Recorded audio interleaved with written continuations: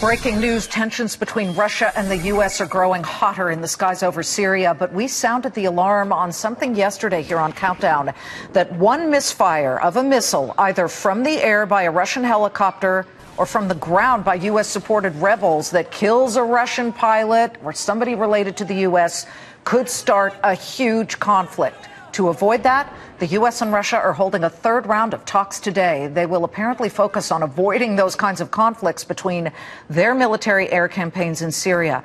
Listen to how Fox News military analyst and retired U.S. Navy Captain Chuck Nash characterized the possible danger yesterday. This has escalation written all over it. The potential for this to mushroom out of control is actually fairly high. So when Russian citizens start dying, when the bombs start going off there, the Russians are going to look at the United States, and then we're going to look for some kind of a tit-for-tat relationship.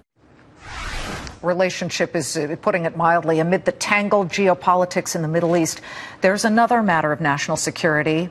Oil. Kevin Book testified in front of the Senate Energy and Natural Resources Committee last week on oil policy. He's the managing director of Clearview Energy Partners. We've got him in an exclusive interview. What did you say?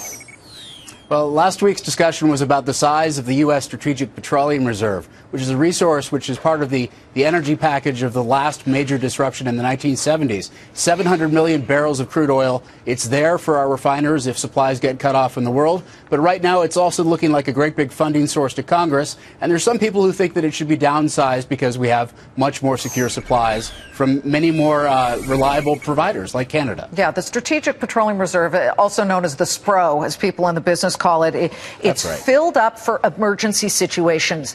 When you say Congress may look at it as a piggy bank, are they possibly considering approving the sale of some of the SPRO oil just to pay off the highway funding bill, for example?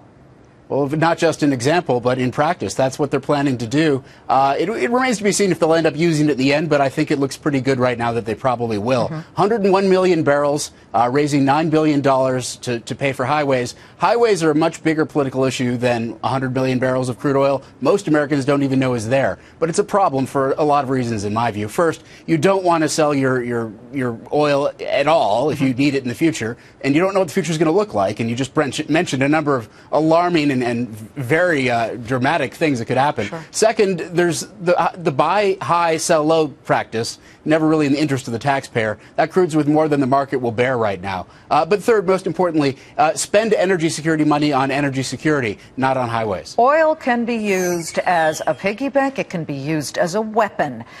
Call me a black helicopter theorist, but is Russia really getting involved perhaps in Syria? Because Russia is an oil-based economy.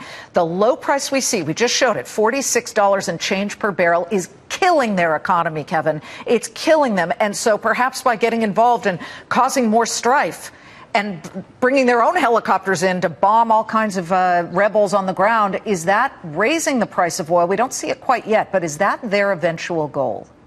Well, it may be their goal, but their timing is terrible if it is. There's two things that go into the oil price that you can see very easily. The first is how much of supply is being used relative to consumption. And the second is how big the inventories are. Right now, the global supply system's at about 96%. Sounds like a lot, but actually the prices don't begin to spike until you get above 97 or even 98%. Second, inventories, huge volumes of inventories built right now. If Russia's gaming for geopolitical risk, it's going to take something far more serious than they probably want to get involved in to spike the prices the way that would really help their economy. Kevin Book, thanks for making me feel worse about everything. I mean, it's worrisome. Well, that wasn't the intent. I know, always. We want to inform our viewers, make sure they're ready for anything that can happen. It's great to see you. Thank you so much. Great to see you, too. Thanks Kevin's for having me. Clearview Energy Partners Managing Director in a Fox Business exclusive, Crude Realities.